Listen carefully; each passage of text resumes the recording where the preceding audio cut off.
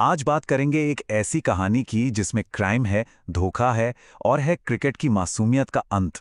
ये सिर्फ एक स्पोर्ट की स्टोरी नहीं है, ये असल में कहानी है कि कैसे दुनिया का दूसरा सबसे पसंदीदा खेल बुकियों और सट्टेबाजों के हाथों में चला गया।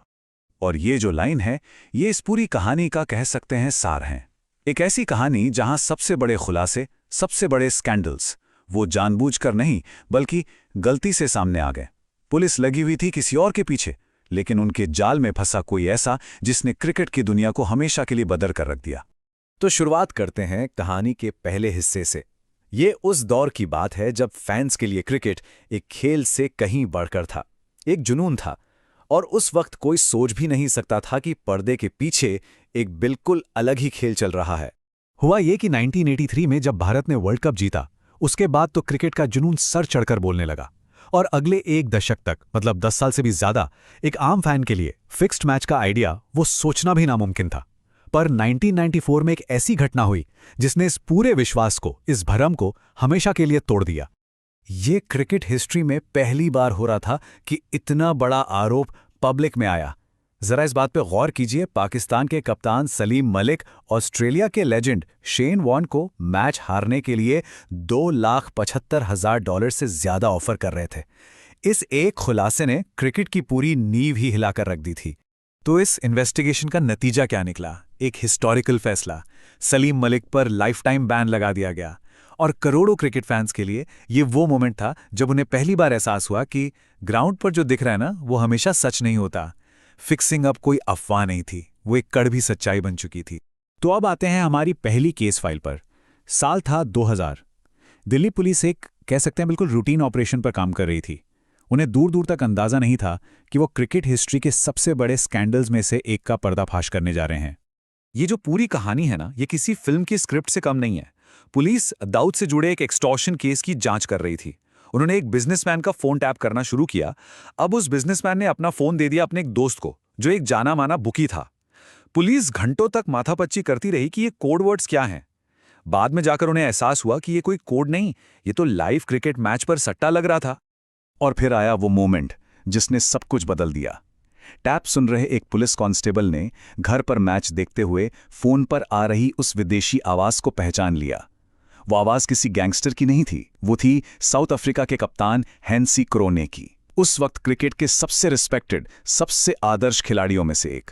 पहले तो हैंसी क्रोनिये ने साफ साफ मना कर दिया, सबको झुठला दिया। लेकिन जब दिल्ली पुलिस ने वो टेप्स पब्लिक कर दिए तो उनके पास बचने का कोई रास्ता ही नहीं था। उनका कन्फेशन कि मैं ईमानदार नहीं था, ये सिर्फ एक माफी नहीं थी, ये इस बात का सबूत था कि क्रिकेट की दुनिया में एक भूचाल आ चुका है। तो अब सवाल ये उठता है कि आखिर ये सब होता कैसे है? ये फिक्सर्स इतने बड़े बड़े प्लेयर्स को अपने जाल में फंसाते कैसे हैं? चलिए इस पूरे फिक्स की एनाटॉमी को, इसकी संरचना को समझते हैं। इस पूरे खेल का एक मास्टरमाइंड था M.K. गुप्ता, एक former bank employ. CBI report बताती है कि अंडरवर्ल्ड ने उसे एक खास काम सौंपा था। काम था सिर्फ सट्टा मत लगाओ, बल्कि ऐसे खिलाड़ियों की एक पूरी सप्लाई चेन तैयार करो जिन्हें आगे जाकर फ्यूचर में इस्तेमाल किया जा सके। तो गुप्ता का काम करने का तरीका क्या था? उसका एक 4 स्टेप मेथड था। पहले वो डोमेस्टिक लीग्स में ऐसे यंग टैलेंटेड खिलाड़ियों को ढूंढता था जिनके पास पैसा नहीं होता था। फिर उनकी फाइनेंशियल हेल्प करके, इक्विपमेंट देकर उनके साथ एक गहरा रिश्ता बनाता था। कई सालों तक वो इस रिश्ते को एक कर्ज और वफादारी की तरह पालता था। और आखिर में जैसे ही वो खिलाड़ी नेशनल टीम में सिलेक्ट होता, गुप्ता उस रिश्ते का फायदा उठाता था, अंदर की इन्फॉर्मेशन के लिए और मैच फिक्सिंग के लिए। और ये नेटवर्क कितना गहरा था, इसका अंदाजा सीबीआई की रिपोर्ट से लगता है। मोहम्मद अजरुद्दीन जैसे कप्तान से लेकर मनोज प्रभाकर तक बड़े बड़े नाम इसमें शामिल थे। और लालच हमेशा करोड़ों का नहीं होता था। सीबीआई रिपोर्ट के मुताबिक कभी कभी ये लालच एक चौड़े टायर वाली जिप्सी गाड़ी के लिए भी होता था। तो साल 2000 के स्कैंडल के बाद लगभग एक दशक तक सबको लगा कि शायद क्रिकेट ने अपना सबक सीख लिया है, चीजें शांत हो गईं। लेकिन फिर आया आईपीएल, उसका ग्लैमर, उसका पैसा, और हिस्ट्री ने बिल्कुल अजीब तरीके से खुद को रिपीट किया, ठीक उसी तरह एक और एक्सीडेंटल डिस्कवरी के साथ। कहानी की शुरुआत बिल्कुल पहले जैसी ही थी। साल 2013। एक बार फिर पुलिस अंडरवर्ल्ड की फोन लाइंस मॉनिटर कर रही थीं, किसी और ही क्राइम के सिलसिले में। और एक बार फिर उन्हें बिल्कुल अंदाजा नहीं था कि वो कहां पहुंचने वाले हैं। लेकिन जो बातचीत वो सुन रहे थे वो आतंकवाद के बारे में नहीं थी। वो बातचीत थी रन रेट्स की, सिग्नल्स की और आईपीएल में हो रही स्पॉट फिक्सिंग की।